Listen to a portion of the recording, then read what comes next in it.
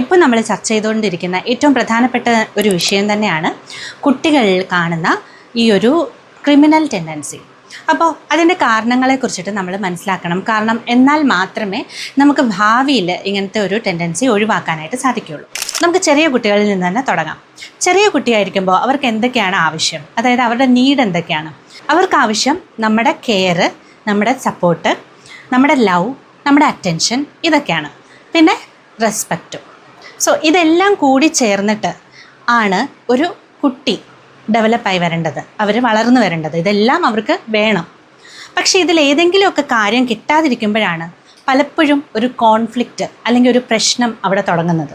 അപ്പോൾ ഓരോ കുട്ടികളും അതിനെ നേരിടുന്നത് പല രീതിയിലായിരിക്കും എന്ന് മാത്രം. ഇവിടെയാണ് നമുക്ക് പേരൻസിൻ്റെ ഇമ്പോർട്ടൻസ് വരുന്നത്. കാരണം ഇപ്പോൾ നമ്മൾ പലരും വർക്ക് ചെയ്യുന്നവരാണ്, നമുക്ക് ടൈമില്ല. അതുകൊണ്ട് കുട്ടികൾക്ക് വേണ്ടുന്നത്ര കെയറോ സപ്പോർട്ടോ ലവോ ഒന്നും കിട്ടുന്നില്ല. നമ്മൾ അവരുടെ കൂടെ ചിലവഴിക്കുന്നില്ല സമയം, അവരുടെ കാര്യങ്ങൾ കേൾക്കുന്നില്ല, അവർക്ക് തെറ്റും ശരിയും ഒന്നും പറഞ്ഞു കൊടുക്കുന്നില്ല. നമുക്കിപ്പോൾ ചെറിയ കുട്ടികളുടെ കാര്യം തന്നെ എടുക്കാം. ഒരു ചെറിയ കുട്ടി വീണ് കഴിഞ്ഞാൽ, എവിടെയെങ്കിലും ഒന്ന് തട്ടി വീണ് കഴിഞ്ഞാൽ നമ്മൾ എന്ത് ചെയ്യും? കുട്ടീനെ ഒന്ന് എടുത്തിട്ട് നമ്മൾ പറയും, ഈ സാധനത്തിൽ തട്ടിയാണ് കുട്ടി വീണത്, ഞാൻ അടിക്കുകയാണ് അതിനെ, അപ്പോൾ അതിനുള്ള ശിക്ഷ കൊടുത്തു എന്നുള്ള രീതിയിലാണ് നമ്മൾ അവരെ കാണിച്ചു കൊടുക്കുന്നത്. അത് തെറ്റായിട്ടുള്ള ഒരു മെസ്സേജാണ് കുട്ടിക്ക് അവിടെ കിട്ടുന്നത്. നാളെയും കുട്ടി നോക്കാതെ നടക്കും, അവിടെ തട്ടി വീഴും. അപ്പോൾ കുട്ടി നമ്മളോട് ആവശ്യപ്പെടും അതിനെ അടിക്കാനായിട്ട്, ആ ഒരു സാധനത്തിനെ അടിക്കാനായിട്ട്. സോ നമ്മൾ ഡിസ്ട്രാക്ട് ചെയ്യാൻ ചെയ്യുന്നതാണ്. കുട്ടിക്കൊന്നും അറിയില്ല എന്നുള്ള രീതിയിലാണ് നമ്മൾ അതിനോട് ഇങ്ങനെ പറയുന്നത്. പക്ഷേ അത് അങ്ങനെയുള്ള ചെറിയ ചെറിയ കാര്യങ്ങൾ വരെ നമ്മൾ ശ്രദ്ധിക്കേണ്ടിയിരിക്കുന്നു.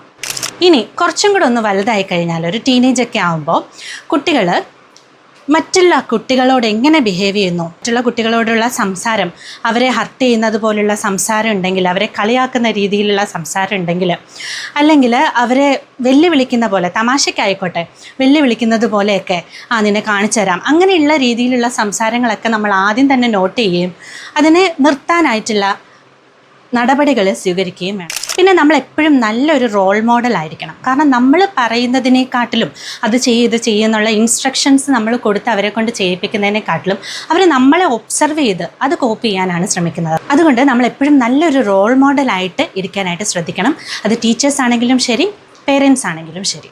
പിന്നെ മറ്റൊരു കാര്യം, വീട്ടിൽ നിരന്തരം വഴക്കുകളാണ്, കുട്ടീനെ നമ്മൾ ശ്രദ്ധിക്കുന്നില്ല, അങ്ങനെയൊക്കെയുള്ള പ്രശ്നങ്ങളാണ് പലപ്പോഴും കുട്ടിയെ വേറെ കാര്യങ്ങളിലേക്ക് അട്രാക്റ്റ് ചെയ്യുന്നത്.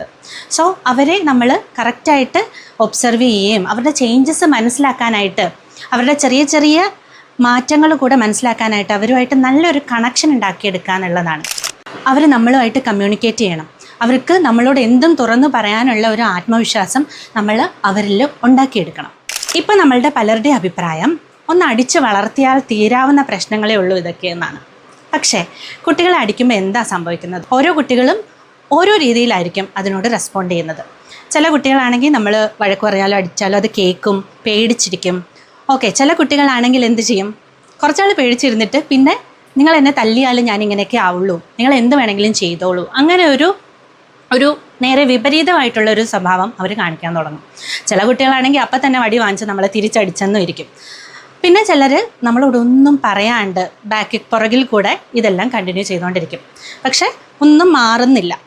ഇതൊക്കെയാണ് നമ്മൾ കാണുന്നത്. അതുകൊണ്ട് അടിച്ചു വളർത്തുന്നത് കൊണ്ട് അവരുടെ സ്വഭാവത്തിൽ വലിയൊരു മാറ്റം വരും എന്ന് പ്രതീക്ഷിക്കുന്നത് തെറ്റിദ്ധാരണ മാത്രമാണ്. ഇനി പേരൻസിന് എല്ലായിടത്തും കുട്ടികളുടെ കൂടെ നടക്കാൻ പറ്റുമോ? ഇല്ല. അവിടെയാണ് ടീച്ചേഴ്സിൻ്റെ റോള് വരുന്നത്. ടീച്ചേഴ്സിന് കുട്ടികളെ നല്ല രീതിയിൽ നടത്തേണ്ടതിൽ വലിയൊരു ശതമാനം അത് അവരുടെ കൈകളിലാണുള്ളത്.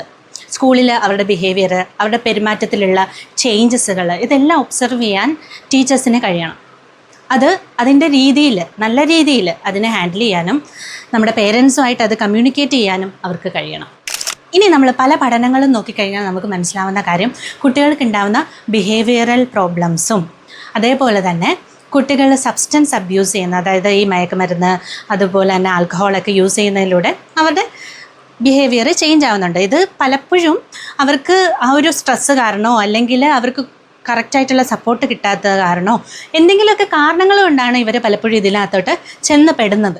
നമ്മൾ കാണുന്നത് എഡ്യൂക്കേഷണൽ ഇഷ്യൂസാണ്. അതായത് കുട്ടികൾക്ക് പഠനത്തിൽ പിന്നോട്ടായാലോ അല്ലെങ്കിൽ മാർക്ക് കുറഞ്ഞു പോയിട്ട് ഒന്ന് ഫെയിലായാലോ ഒക്കെ അത് കാരണം അതിൻ്റെ മാനസിക സമ്മർദ്ദം കാരണമൊക്കെ കുട്ടികൾ ഈ തരത്തിലുള്ള ക്രിമിനൽ ടെൻഡൻസികളൊക്കെ കാണിക്കാനുള്ള ചാൻസ്. അപ്പം നമ്മൾ മനസ്സിലാക്കേണ്ട ഒരു കാര്യം, കുട്ടികളുടെ ഈ ഒരു ക്രൈസിസിൽ അവർ ഉയർന്ന മാർക്ക് വാങ്ങിച്ചു കഴിഞ്ഞാലേ നമ്മൾ കൂടെ നിൽക്കുള്ളൂ, നമ്മൾ സ്നേഹിക്കുള്ളൂ, അങ്ങനെയുള്ള ഒരു പെരുമാറ്റം നമ്മുടെ ഭാഗത്ത് നിന്നും ഉണ്ടാവാതിരിക്കുക എന്നുള്ളതാണ്. പിന്നെ മറ്റൊരു പ്രധാന കാരണം കൂട്ടുകെട്ടാണ്. കൂട്ടുകെട്ടെന്ന് പറഞ്ഞു കഴിഞ്ഞാൽ നമ്മുടെ ഫ്രണ്ട്സിൻ്റെ ഒരു ഇൻഫ്ലുവൻസ് അത് കുട്ടികളിൽ ഉണ്ടാവാറുണ്ട് അല്ലേ.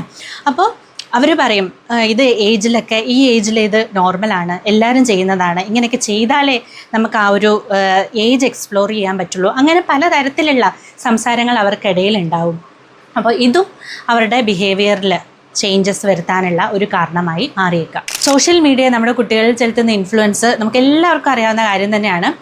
അതായത് നമ്മൾ കുട്ടികൾക്ക് ഫോൺ കൊടുക്കുന്ന സമയത്ത് അല്ലെങ്കിൽ അവർ ഓൺലൈൻ യൂസ് ചെയ്യുന്ന സമയത്ത് അവർ എന്താണ് യൂസ് ചെയ്യുന്നത് എന്നുള്ള കാര്യം നമ്മൾ കറക്റ്റായിട്ട് നോക്കണം. അതുപോലെ തന്നെ സോഷ്യൽ മീഡിയയിലുള്ള നെഗറ്റീവ്സ് എല്ലാം വളരെ പെട്ടെന്ന് തന്നെ കുഞ്ഞുങ്ങളെ ഇൻഫ്ലുവൻസ് ചെയ്യുന്നുണ്ട്. അതിൽ നമ്മൾ വളരെ വളരെ വളരെ അധികം ശ്രദ്ധിക്കേണ്ടിയിരിക്കുന്നു. അപ്പോൾ നമ്മൾ ഓരോരുത്തരും കുട്ടികളോട് പെരുമാറുമ്പോൾ, ചെറുതിലേ മുതൽ അവരോട് പെരുമാറുമ്പോഴും അവരോട് അപ്രോച്ച് ചെയ്യുമ്പോഴും ഒക്കെ എങ്ങനെ നമുക്ക് ബെറ്ററായിട്ട് പെരുമാറാം എന്നുള്ള ഒരു ചിന്ത നമ്മൾ ഓരോരുത്തരും അത് നമ്മുടെ ഉള്ളിൽ കൊണ്ടുവന്നു കഴിഞ്ഞാൽ, ടീച്ചേഴ്സും എങ്ങനെ അവരോട് ബെറ്ററായിട്ട്, എങ്ങനെ അവരെ ഈ ഒരു പ്രശ്നത്തിൽ നിന്നും പുറത്ത് കൊണ്ടുവരാം എന്നുള്ള രീതിയിൽ ബെറ്ററായിട്ട് എങ്ങനെ മാനേജ് ചെയ്യാം എന്നുള്ള ഒരു തോട്ട് പ്രോസസ്സാണ് നമുക്കിപ്പോൾ വേണ്ടത്. കുട്ടികൾ ക്രിമിനലായിട്ട് വളരുന്നുണ്ടെങ്കിൽ അതിൻ്റെ കാരണക്കാർ നമ്മൾ ഫുൾ സൊസൈറ്റി തന്നെയാണ്, നമ്മുടെ സമൂഹം തന്നെയാണ്. സോ നമ്മൾ ഓരോരുത്തരും മാറേണ്ടതായിട്ടുണ്ട്. നമ്മൾ ഓരോരുത്തരും ചെറിയൊരു തോട്ട് പ്രോസസ്സിലൂടെ തുടങ്ങിയാൽ മതി, അതെല്ലാം ഓക്കെ ആയി നമ്മുടെ ഫ്യൂച്ചർ നമുക്ക് നന്നാക്കാനായിട്ട് സാധിക്കും.